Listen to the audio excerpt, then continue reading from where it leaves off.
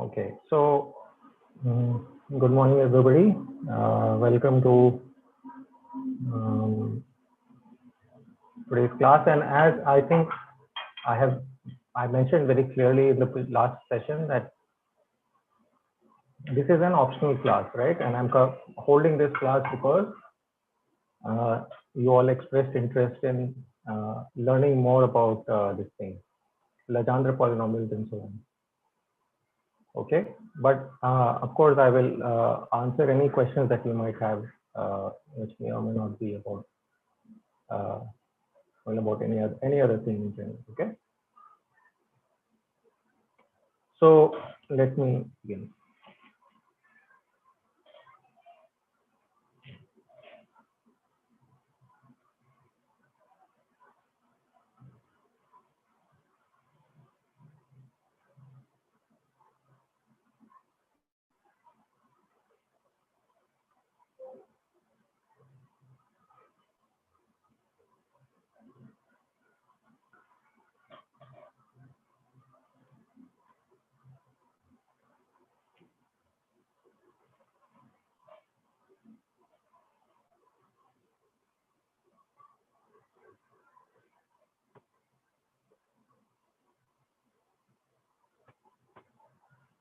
All right, so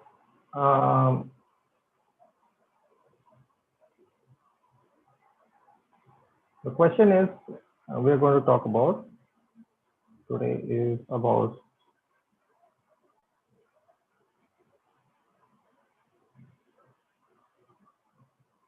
Legendre polynomials, right? And what are these Legendre polynomials? So in the previous class, I had talked about the solution of the Schrodinger equation in a central potential, and what we find is that in a central potential, the Schrodinger equation can be written in this way, right, as a product of a radial function and an angular part. The angular part itself can be written as a product of two functions. One is a function of theta only, and one is a function of phi. Excuse me, sir. Yes. Sir, the screen isn't updating. It's not. Yeah, sorry. I just noticed I got my screen was disconnected.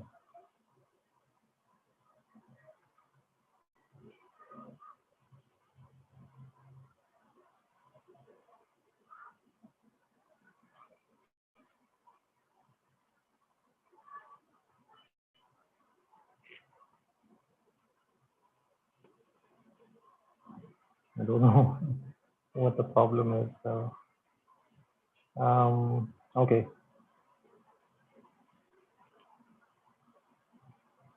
Let's see.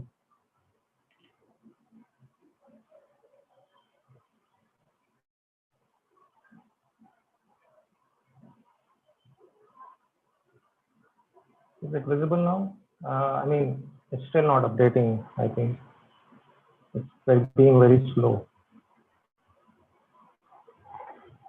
Okay. Okay, it's a little better now, right? You can. Yeah. So, as I was saying in yesterday's class, we saw that the solution for the Schrodinger equation in a central potential can be written as a product of a radial part and an angular part. The angular solution can be written as a product of azimuthal part and a polar part. Which one is azimuthal? Which one is polar? I always understand. I think this is the polar part and this is the azimuthal part. Azimuthal means anyway, never mind, whatever it means. Now this so this PL, these are called the Legendre polynomials, and the solution of the radial part of the equation is these are called for the case of this 1 by r Coulomb potential, these are called Legendre polynomials. So today I'm going to talk about what Legendre polynomials are. Okay. So Legendre polynomials arise in a very common situation which is purely classical. Like they were discovered, as the name goes, by a French mathematician called Legendre, and so back in the 1700s, and obviously at that time quantum mechanics was not yet discovered, right? So what was the context in which they were studied? So that context is the understanding of what happens when you have some, let's say you have some collection of charges, okay? And so this is an arbitrary distribution of charges, okay? So that means, how do we describe it? Well, we describe it using some function rho. This gives you the charge density.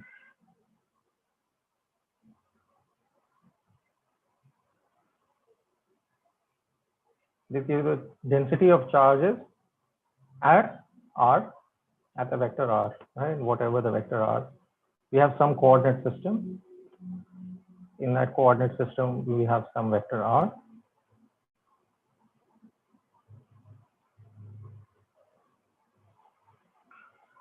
Right? And now one can ask the following question, that if you have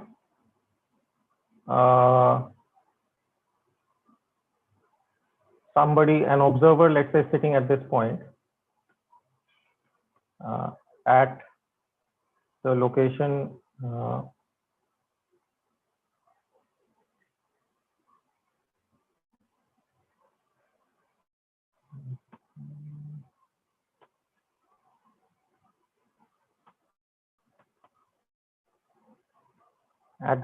let's call this, so let me call this R prime and I'll call this R.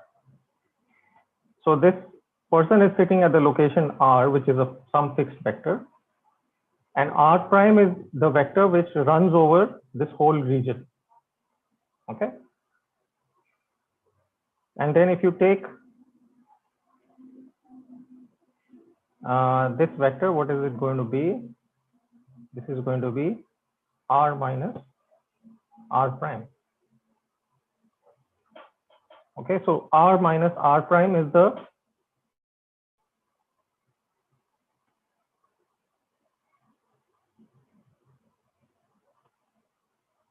radial vector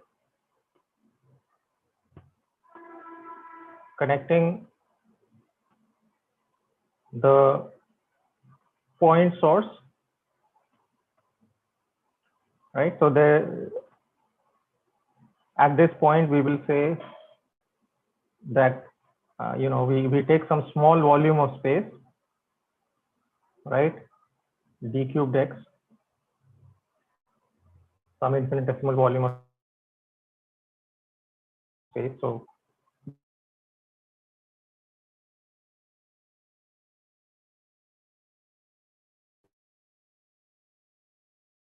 at this point,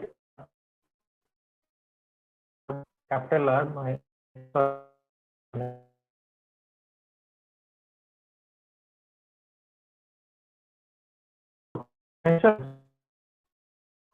Sorry, your voice. Hello, sir. Excuse me, sir.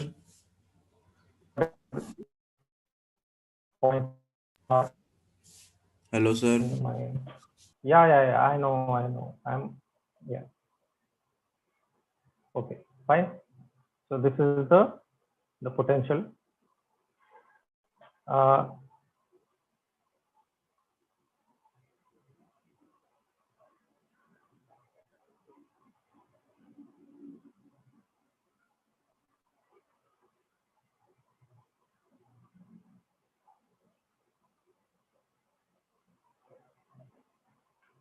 I'm trying to do what is possible, whether it is the mobile network or the my local Wi-Fi, whichever it works. Okay, so I hope this will work. So this is the potential function at this point. Now this potential, it is generated by all of these charges, right? So to find the potential at this point generated by this whole distribution of charges, what should we do? We should take the potential which is generated by this small amount of point charge, right? Let me call that d of phi r, right? And this will be some function of r prime. And then I integrate over r prime. That means this vector r prime will vary over all these points, all the points in this region. So how will I write that? So what is, first of all, the potential due to this small charge? So let me write that as d phi r minus r prime. So what is the charge within this volume? The charge within this volume will be given by the charge density rho of r prime times the volume. Now the volume element is d cubed r prime, like this I can write it, right? This is the charge d cube, and then the potential is Coulomb's constant times the charge divided by the radius, the length of this connecting radial vector. So that is magnitude r minus r prime. Okay. Is this fine? Shantanu, you can see everything, I hope? Yes, sir. Yes, sir. So phi of r can be written as integral over, well, we can write an integral over all of space technically, because this rho, wherever there are no charges, like in this region, in those regions, rho is 0. So when you do the integral over those regions, you will not get any contribution. So this becomes 1 by 4 pi epsilon naught rho of r prime d cubed r prime r minus r prime. So you see the integral is over r prime. Another way to write this. So if you are looking in, if you're reading r scan, the same thing actually. I mean, there's absolutely no difference, just a difference of variables. Is that you would find r1, r2 like this notation, d of r2. So yeah, I can write this in d cubed r. So just to clarify, if I write right, so the volume element, right, is d cubed x. This is equal to d cubed r. Just this is the notation. So this is the potential for an arbitrary, due to an arbitrary configuration of charges, and this is the problem that leads to this to these Legendre polynomials.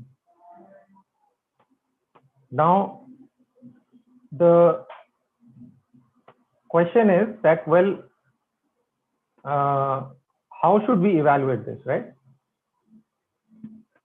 Because in general, rho is some arbitrary function. So one thing we can do is, let's assume that let's look at the approximation when r is much greater than r prime. Right. What this means is that we put the point at which we want to calculate the potential far from the charge distribution. So when we do that, what will happen is that in this denominator, right,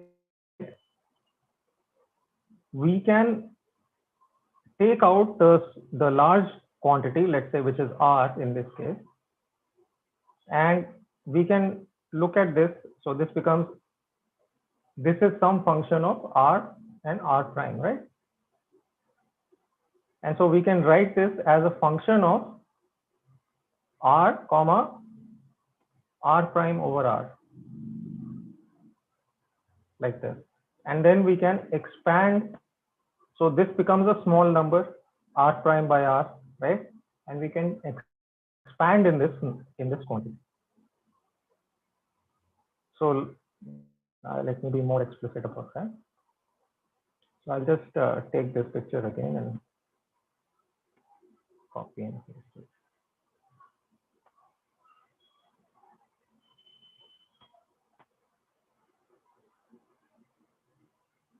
So now let's say that the angle between these two vectors, r and r prime, is theta. Okay. Now you know that if you have a triangle, if I have any triangle, and I know the length of two sides of the triangle and the angle between them, then I can find the length of the third side, right? So that's what I'm going to do. I'm just going to use the cosine formula, right? What is the cosine formula? It says c square is equal to a square plus b square minus 2ab cosine theta. Is everybody familiar with this cosine formula? Yes, sir. Yes, sir. Yes, sir.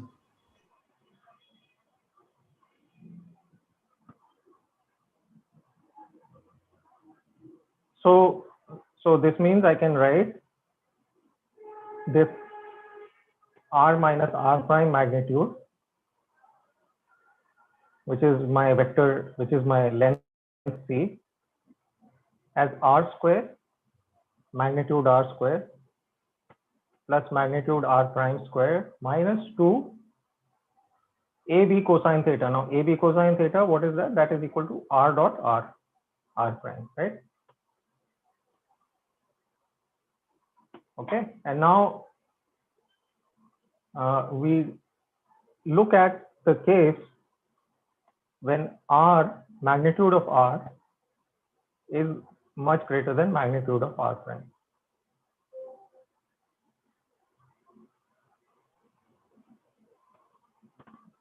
So when this is true, then let us write this quantity as, I will take r square out of this and I will write this as 1 plus r prime square by r square minus 2r dot r prime over r square. Okay. Simple, right? I mean, nothing complicated so far. And now I substitute this into my potential, into my expression for the potential, which is this guy.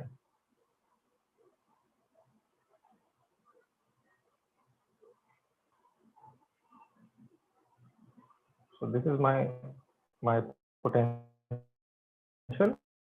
Now I substitute this in here. What will I get? I will get, now when you look at this, this integral is over r prime, right? And when I in this function, what I've done is I've taken r square common.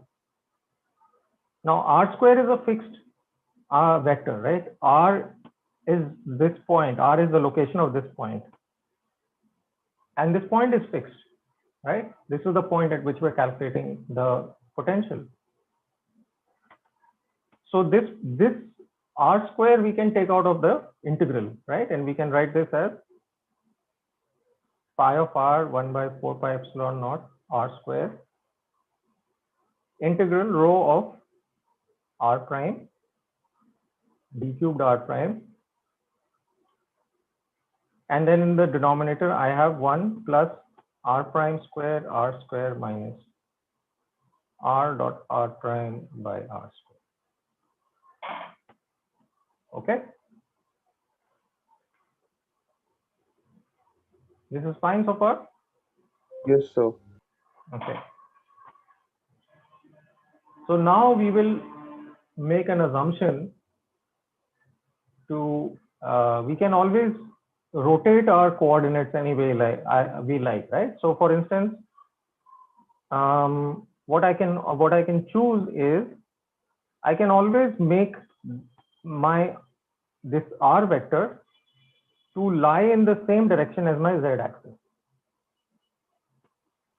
right? What that means is that I can always rotate my coordinates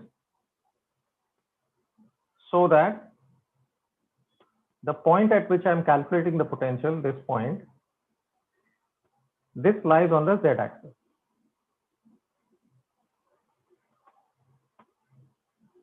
So this is my vector r,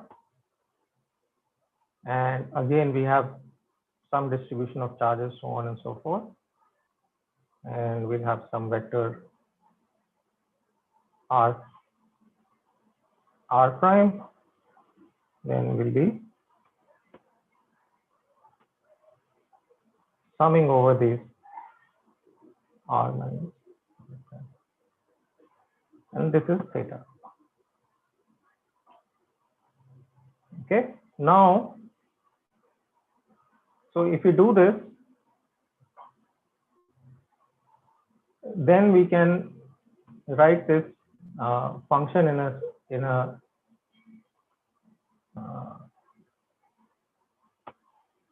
simpler way. So this r dot r prime, what will this become? R dot r prime. Well, I mean, with or without this rewriting, it would just be this r prime cosine theta, right? Okay. Now, this function we can expand. So how do we expand it? Let me.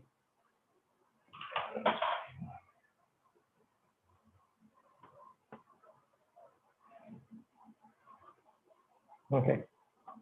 So now I have this function in the denominator. Let me write it as f of r comma r prime. Excuse me, Vector sir. r. Yes. Sir, can you please just go down a little bit, like error? Sir, in this for r minus r prime, won't there be a square over it? Here or Won't here? there- Here. Here. This. Yes, sir. Yes, sir. Okay, fine. Then only r will come out. Right, and then here there'll be a you're right. Thank you, thank you. Only r will come out, right?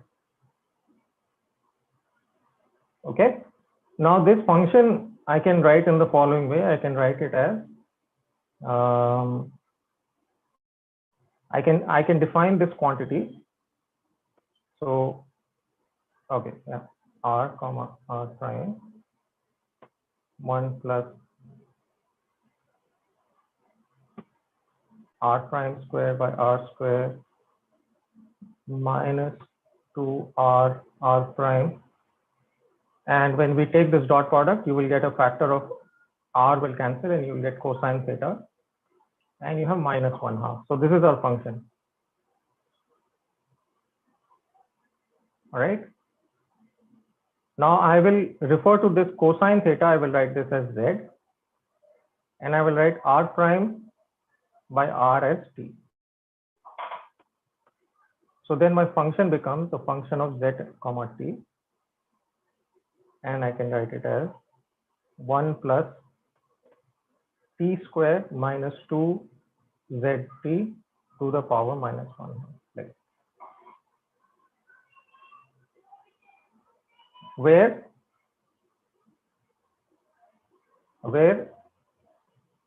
t is a number which is much less than 1, right? Because t is this r prime by r. And what about z? Z is equal to cosine theta, right? So absolute value of z is less than or equal to 1, which lies between 1 and 0, right?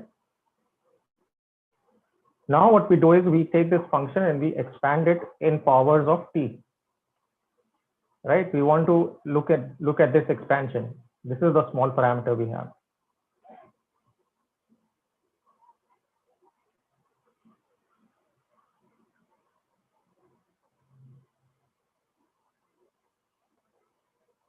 Expand in powers of t.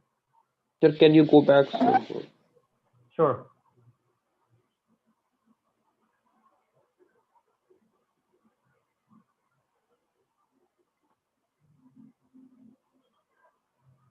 Okay. Yes, sir. Okay. So we expand in powers of t, and how do we do that? Right. We just use the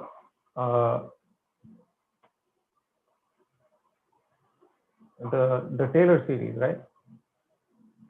So f of we expand around t is equal to 0,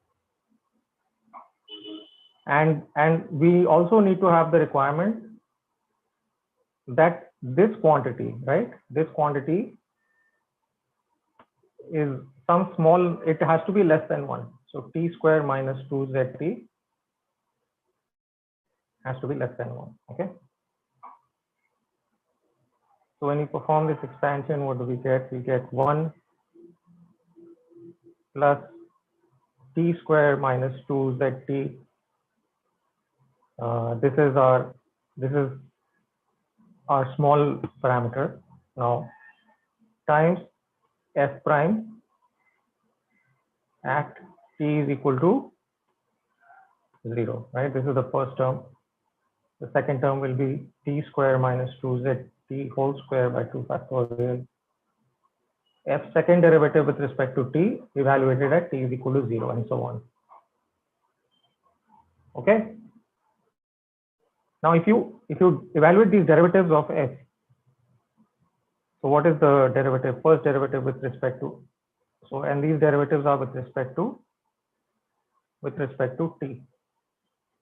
So f prime, right? You can calculate what this is going to be. It's going to be minus 1/2 this function t square minus 2zt to the power 3/2, and then the derivative of this quantity is going to be 2t minus 2z.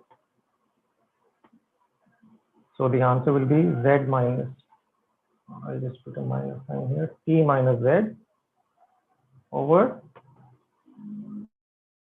1 plus t square minus 2zt. So this is the first derivative with respect to t. Then you get the second derivative and so on and so forth. Okay.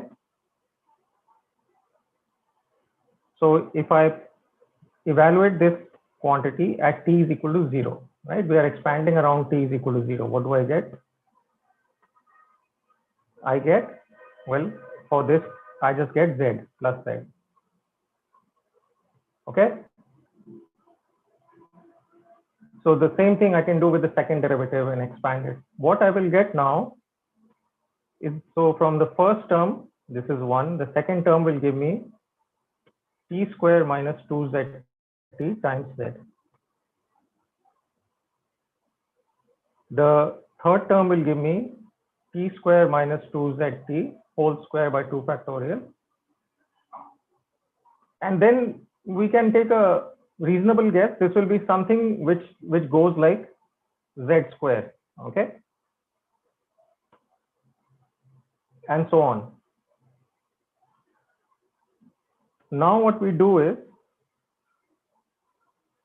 we collect all the terms which have the same coefficient of t. So what are the terms which have the same coefficient of t? Well, you have this term 1, which doesn't have any factor of t, and then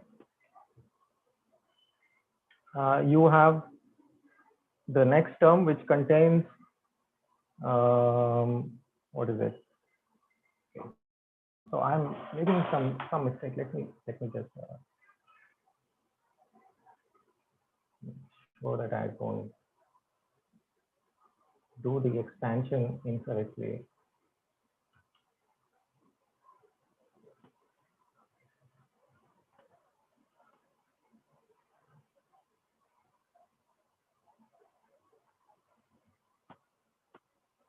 Hmm.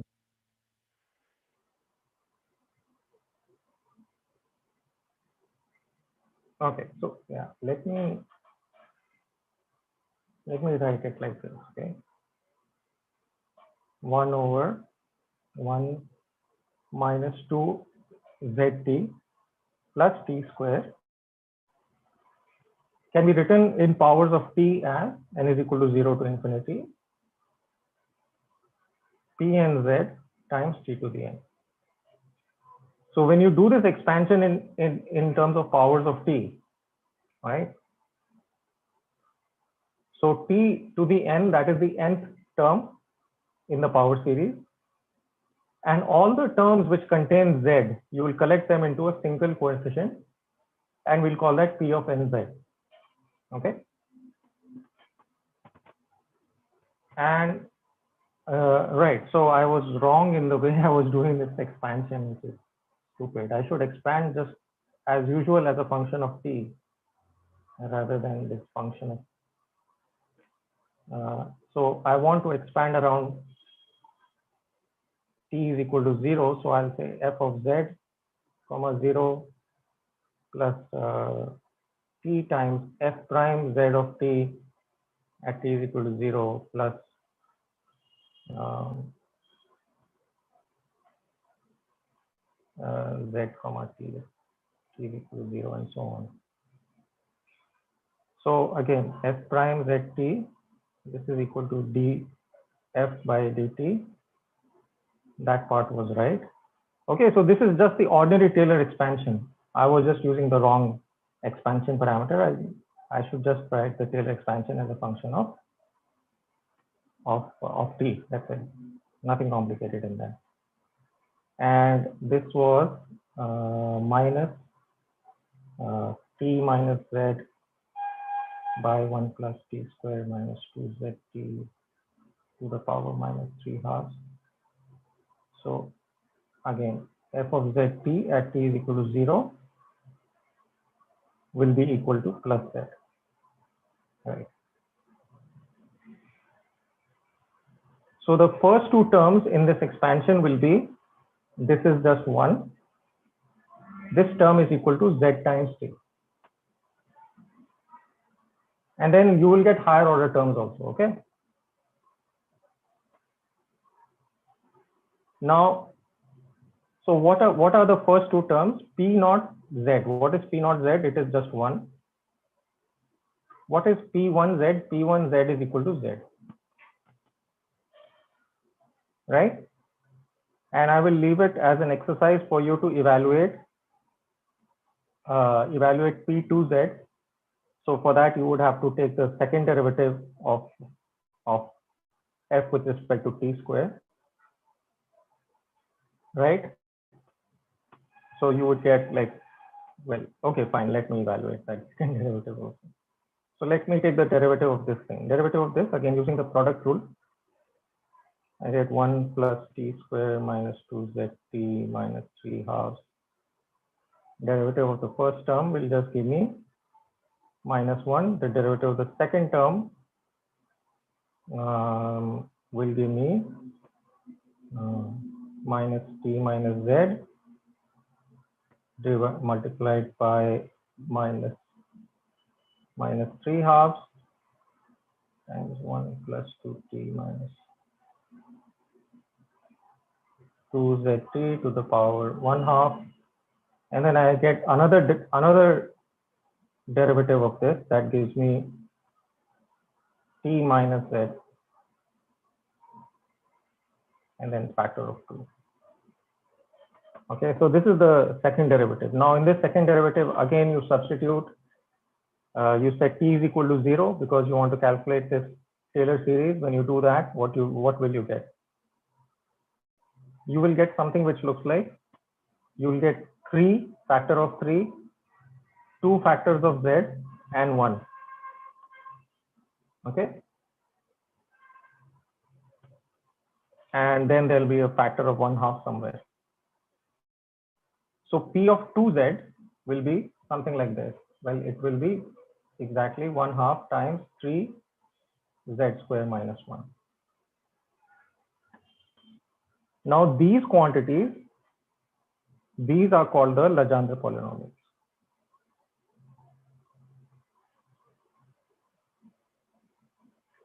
So what are these quantities again? Let me, and remember that z is equal to cosine theta. So this is a polynomial in the variable cosine of theta. So n is equal to 0, 1. For n is equal to 1, it is equal to cosine theta. For n is equal to 2, it's equal to 1/2 3 cosine square theta minus 1. And then higher order terms you can imagine will be polynomials in cosine cubed and cosine to the 4th power and so on. So these are the Legendre polynomials. Now they have some properties that we are interested in. What are those properties? One is that, well, one is the question of convergence. So this is a power series, right? And we have to ask the question, does this power series converge for all values of z and for all values of t, right? And again, I won't go into that. The answer is yes. Okay, so if it did not converge, then we would have a problem. Then the second question is uniqueness. Uniqueness means that is there any other possible expansion? And the answer is no. This is the unique expansion of this function in this manner. Okay. So that means we can use this expansion without thinking twice about it. So what do I have? I have this function.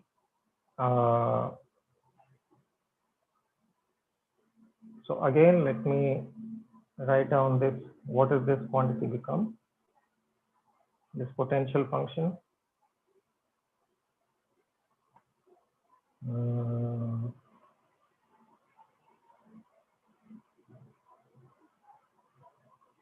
Here. So this potential function can now be written as 1/4 pi epsilon naught r integral rho of r prime d cubed r prime. And what this quantity we have written as, this quantity is our function f, right? Square root, sorry. And this quantity we have expanded as n is equal to 0 to infinity. P of n cosine theta, right? T to the power n. Now what is t? T is equal to r prime by r to the power n, and this whole thing integrated over r prime.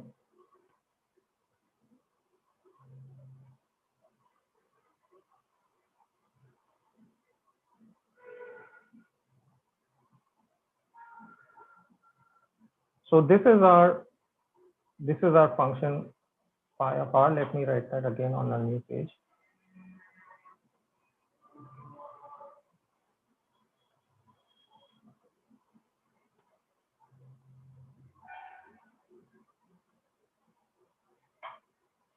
Okay.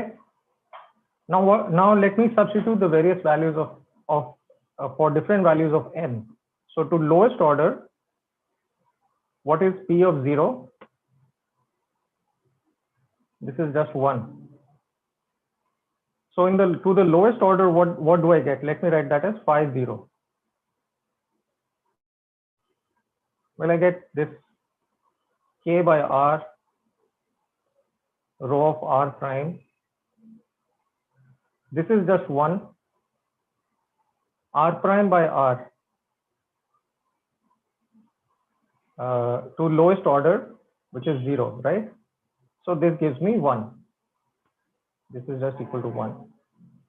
Integral d cubed r. So what is this quantity? This quantity is k times d cubed r prime. And so within this integral, I just have the integral of the total charge density. If I take the integral of the total charge density, what do I get? Total charge. I get the total charge Q. So this just becomes kq by r. So to the lowest order in this expansion parameter, that means in the lowest order in this quantity r minus r prime, my charge distribution just looks like a monopole. This is called a monopole. And this makes sense, right? Because if you look at an arbitrary charge distribution, I have some arbitrary charge distribution. Let's say something like a circle. It couldn't be anything. On my head, it doesn't matter. Or a pen, anything. And I look at this from a very long distance, right? When I look at it from a long distance, to the first approximation, it will just look like a point. So that's what this is telling me, that to the first approximation, my potential is just the potential of a single point charge. Okay. Then I can ask, well, what happens with the second term, P1 cosine theta? Now, P1 cosine theta, what was that equal to? That was just cosine theta.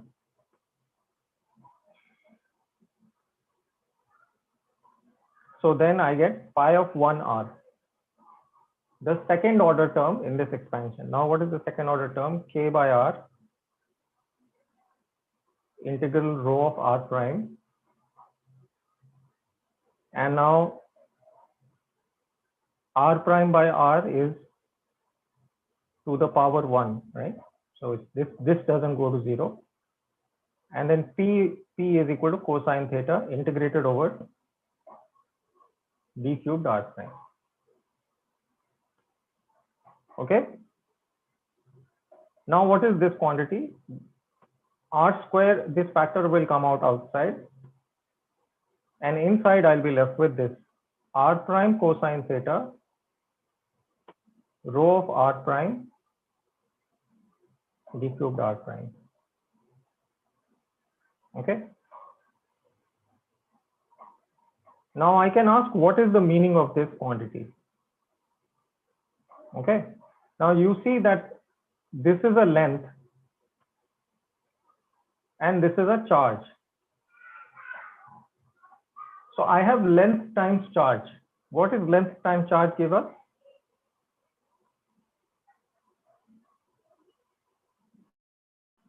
Dipole moment. We get the dipole moment, right? So this is nothing more than the dipole moment of the charge distribution. What does this r prime cosine theta, what does the cosine theta do? The cosine theta takes the z component of your coordinate r prime, right? It takes the projection of this r prime vector along the z axis, in the direction of the target point. So you don't care about the distribution of charges this way and this way. You only care about the distribution of charges in the direction, in this direction, z, right? So what are you doing? You're calculating exactly the dipole moment. You only care about the distribution along the z axis and not in the direction perpendicular to the z axis. So this gives you the dipole moment. As an example, you can consider, if you want to check this, you can consider the case when your distribution of charge is rho of r. Your system consists of just two charges. One is a point charge plus q, the other is a point charge minus q, separated by some distance d. Okay. So now what is my rho of r? I can write, and I can put this so that this is on the z-axis, so that this charge lies at z is equal to plus d by 2. This charge lies at z is equal to minus d by 2. Now what will be my function? I have to write this as a delta function now, okay? As a Dirac delta function. So I'll get del cubed. What is this quantity? This is d by 2. So z is equal to d by 2 times q, and then minus q times z cube, z is equal to minus d by 2. Right? So this just means that this quantity, when I integrate, it will give me 0 everywhere except at a single point where z is equal to d by 2. That's what this means, right? Same thing here. It will just give me minus q. So if I substitute this expression in this integral, what do I get for phi 1? So phi 1 is equal to k by r integral over this r prime, and now cosine theta is just 1 because I have taken the charge distribution to lie along the z-axis. So this is just 1. And then what is r prime going to be? R prime is going to be plus d by 2 and minus d by 2. Right? Or in both cases, the sign will not matter. It will just be plus d by 2. So when I do this integral, I will get k by r square, and I'll get q times d by 2. And yeah, and this cosine theta, so let me be more clear. Cosine theta here will be plus 1 and here will be minus 1. So I'll get q d by 2 times q d by 2, which is the dipole moment. So I'll get kp by r square like this. So this is to the lowest order approximation. Now, one can also ask what happens if your dipole moment is not oriented along the z-axis. So you can ask, well, if my dipole moment is in this direction, and I ask what is the field at a certain point here, which is at an angle. In that case, what will you get? You will get a factor of cosine of theta over here. You will get a cosine theta factor in this expression. Okay. So what have we shown? We have shown that this potential can be written as a sum of terms. Phi 1 to phi 1 r, so on. What are these terms? The first term is the monopole. The second term is the dipole. What is the third term going to be? The third term, well, after di, you might think you get tri, but you don't get tri, you get quad. You get the quadrupole moment. So these are what are Legendre polynomials. Okay, they allow you to take any function, right? Because this rho of r is any arbitrary function, right? It's any arbitrary charge distribution, and it is allowing you to decompose this distribution into a monopole, into a dipole, and a quadrupole, and so on. Right? And this is enough for most purposes, because again, if you look at if you look at again something like this, let's say I look at a pen and I ask what is the electric field or the potential due to this pen. Well, the monopole moment due to this pen will be 0, right?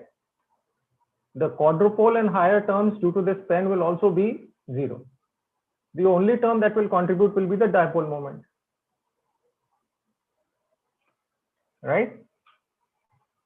Similarly, if I ask what is the field due to this biscuit, well, there'll be a monopole term, right? Depending on the orientation. So, for example, if you're asking what is the field at this point, there'll be a monopole term. If you put the biscuit like this and you ask what is the field here, there'll be a dipole term also, but there will be no quadrupole term, right? Now, as the shape of your object becomes more and more complicated, you will get higher order terms.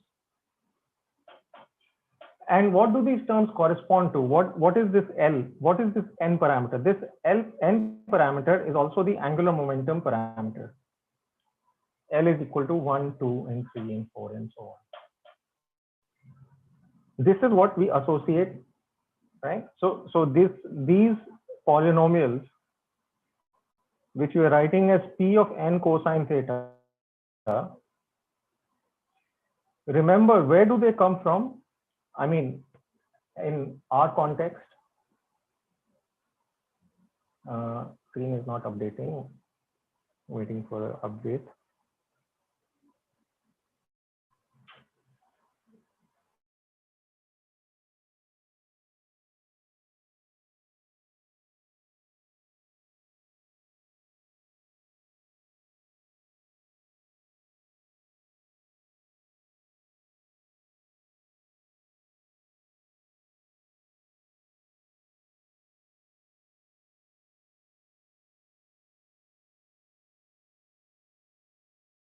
Yeah, sorry about that. I got disconnected completely. Okay. All right. Can you hear me now?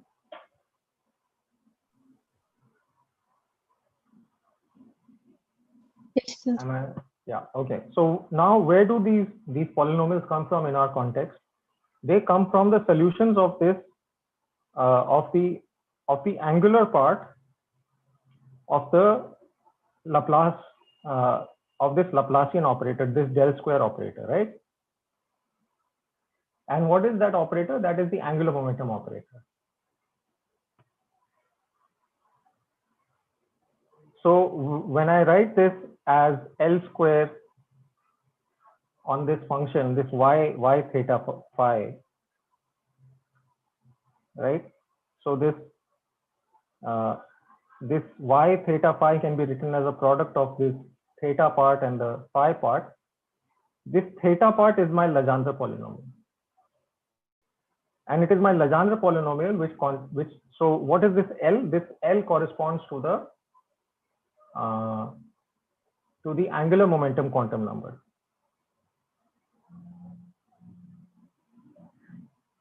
You can call it a quantum number. It doesn't have to be a quantum number, right? Because even in a classical, this is a classical problem, right? This is the angular momentum, or you would say / spherical harmonic.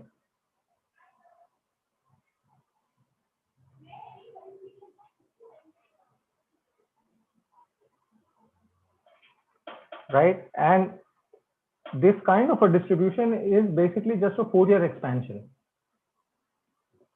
You remember that in a Fourier expansion, let's say I have some function f of r. When I write it as a Fourier series,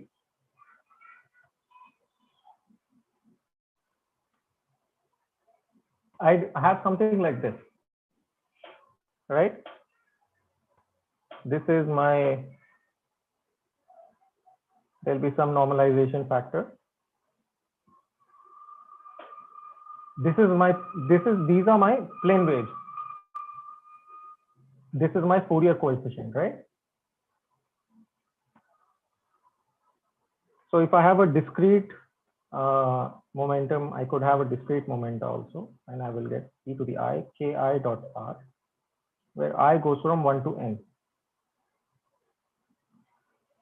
This is the case when you have a discrete momenta. For example, you are expanding some function on a lattice, like in solid state physics, right? So for different values of the momenta, you get different contributions. And this is how one does spectroscopy, right? So when you look at, for example, an X-ray, when you do X-ray diffraction, what do you get? In X-ray diffraction, you get a certain pattern of points which look like this.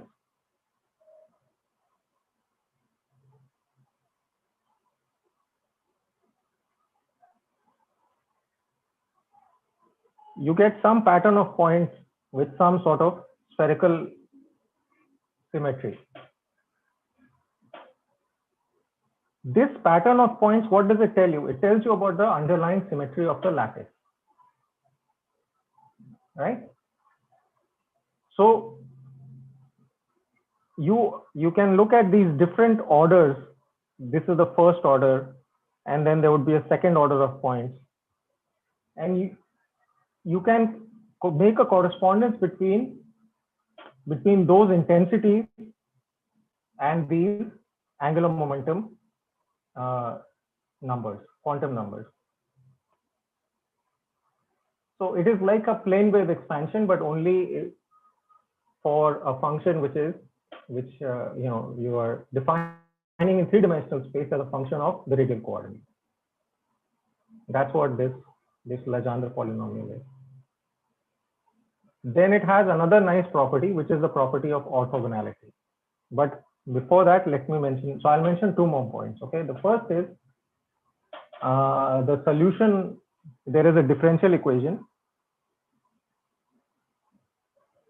whose solution gives you these Legendre polynomials.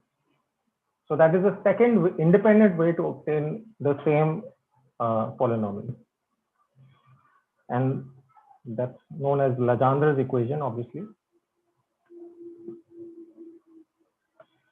What is this Legendre's equation? This is just the equation that we have seen before for this function theta,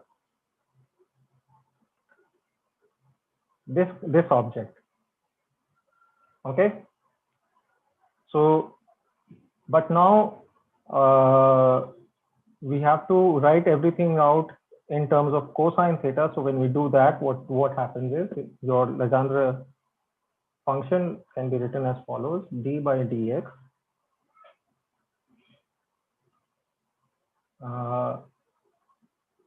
1 minus x square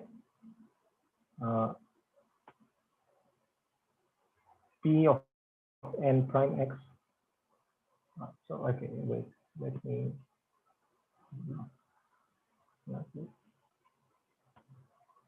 let me write it out, then I will explain what these parameters are. 1 minus x square dpn by dx plus n times n plus 1 p of n.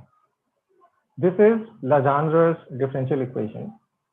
Now, what are these quantities? What is x? X, you remember, is cosine theta. The argument of the Legendre polynomial is cosine theta. So that means that what is 1 minus x square? That is sine theta. This is sine theta, right? And you remember when you looked at when we looked at this thing, the angular coefficient, angular part of the Laplacian, right? We get this sine theta here. Okay, but this derivative here, d by dx, this derivative is with respect to cosine. So d by dx is equal to d by d cosine theta. So if you want to translate from that angular function to this, you have to make this change. And when you do this translation in terms of theta, what you get is 1 by sine theta d by d theta sine theta dp by d theta plus n times n plus 1 pn of cosine theta equal to 0. Right? right? So this is nothing more than that function theta coming from the angular part of the del square in spherical coordinates.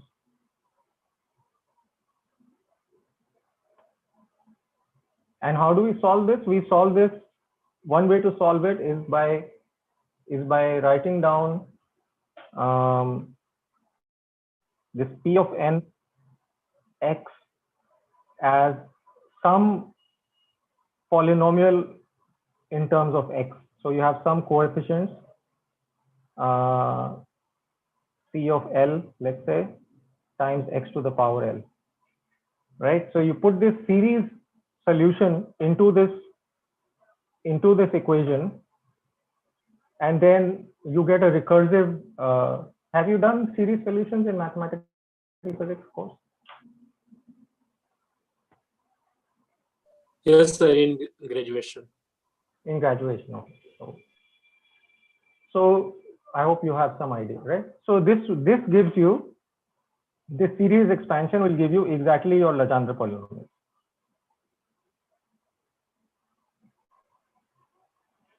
Right? So there are two independent ways to obtain these now Legendre polynomials. One way is that you start with this Coulomb problem, and you do this expansion in terms of this distance parameter. The other is that you start from the Laplacian in spherical coordinates. The angular part of that will give you these Legendre polynomials. So they are both, these two are complementary approaches. Okay. And then these Legendre polynomials have certain orthogonality properties, which are as follows. So if I take any two polynomials and I integrate them like this, now x is cosine theta. So what is the range of cosine theta? Cosine theta goes from -1 to +1, right? Yes, sir. This is equal to delta mn. For n is not equal to n, so it becomes delta mn over 2 times 2n plus 1. So if m is not equal to n, this gives you 0. Otherwise, it gives you 2 divided by 2n plus 1. And that is the reason why you can think of this as a Fourier series, because so you can write this f of r as summation of some f theta pn cosine theta. Right? Now you remember that when you do the Fourier series expansion, these plane waves, they are orthogonal, right? So if I take e to the I k, if I just work in one dimension and I say k1x and e to the power minus k2x dx, what does this give me? This gives me delta k1 minus k2. These are orthogonal to each other, right?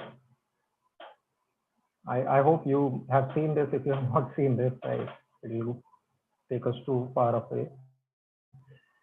So in exactly the same way, these polynomials, if you take the integral of this function with respect to p to the m, everything else will be 0 except for when m is equal to n, and you will be left with the coefficient f of n. So these are Legendre polynomials. I can't go into much more detail than this. If you want to study more about this, like I said, there are many good references. One good reference is Griffith's book on electromagnetism. So he really covers all of this in very nice and simple detail. Then another book I gave you a reference is that of Mary Boas, which is Mathematical Methods for Physicists or something like that. I forget the exact title. Again, I'm sure that all of you know how to obtain soft copies for any of these textbooks, right? So I'll stop here. I think we've had a long enough class. Okay. Okay, So sir. these are the Legendre polynomials. The Legendre polynomials are the solutions of this radial component of the Schrodinger equation. And again, these Legendre polynomials also have some orthogonality properties and so on and so forth.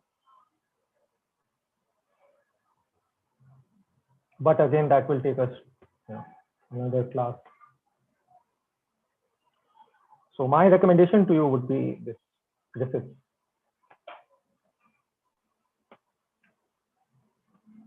Questions? So what you have written that from angular part of For which one? Sorry. h theta from angular part of This part. yes sir, from angular part of Laplacian squared, sorry. Laplace Del square Okay. in spherical coordinates. Yes sir. By the way, if anybody has a soft copy of Griffith, I would appreciate it if you could share it with me also. Okay, so I'll stop here, and I won't be taking any more classes, okay, because I'll let you all study. We can have a revision class maybe on Saturday. All right. But I guess the next time we will meet each other is just for the final exam. And I think you all have an idea of what sort of exams I give you, so you can prepare accordingly. You should know the basic concepts. That is the most important thing. And also there are some equations which are very important, so I expect you to know them. Like for example, this angular momentum commutation relation, ladder operator commutation relation, definition of ladder operators, and so on. Okay. I'll stop the recording.